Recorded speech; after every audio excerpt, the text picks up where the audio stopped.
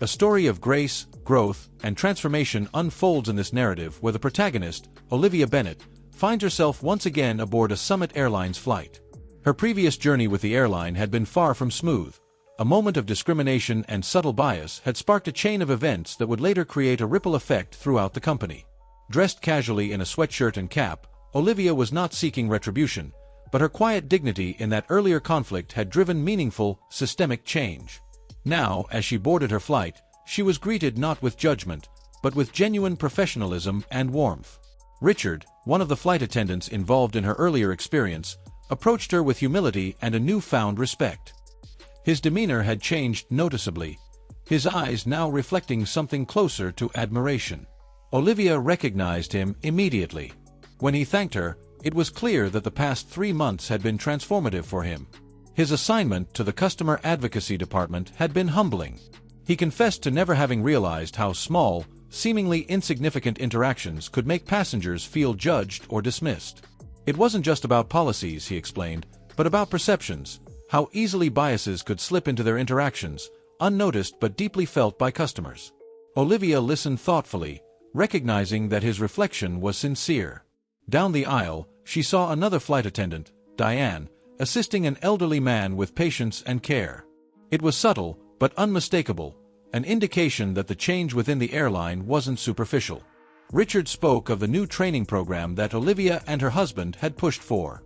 It hadn't only altered procedures, it had reshaped the mindset of employees. There was a newfound consciousness in how passengers were seen and treated, not just as ticket holders, but as individuals deserving of dignity. As the plane took off and climbed to cruising altitude, Olivia glanced around the cabin. Karoline, another flight attendant who had previously clashed with her, now moved about the galley efficiently and confidently. When their eyes met, Karoline gave a nod, not out of fear or submission, but mutual understanding. It was a nod that acknowledged growth. The impact of the anti-bias training was clear. It had improved employee morale, empowered staff to treat passengers more equally, and even caught the attention of other airlines. What Summit Airlines had implemented was becoming an industry model. The deeper victory, however, wasn't Olivia's personal vindication. It was the small, quiet revolution that had taken root. A young woman in ripped jeans and a vintage t-shirt now sat comfortably in first class, laughing with a friend, treated no differently than the sharply dressed executives nearby. There were no second glances, no assumptions of unworthiness, just equality in service. For Olivia, that was the true triumph, to see others, who might have been judged before, now embraced without hesitation. As Karoline passed by with a beverage cart, she paused beside Olivia and expressed her gratitude. She admitted that the experience had changed her, not just in how she dealt with passengers, but in her everyday interactions.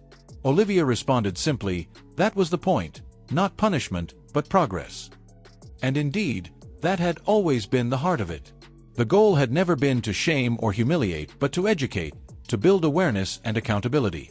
The story concludes with Olivia reflecting on the nature of change.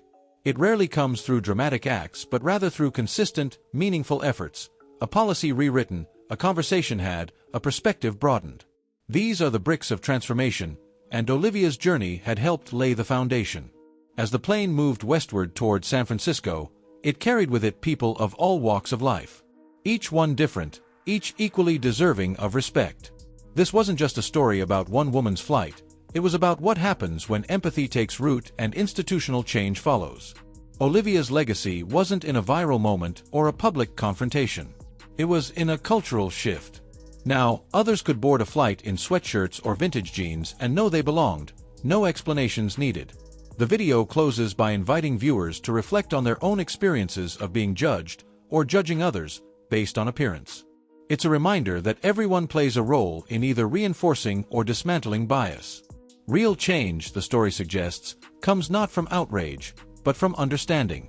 And it's those quiet changes, those everyday dignities restored, that leave the most lasting impact.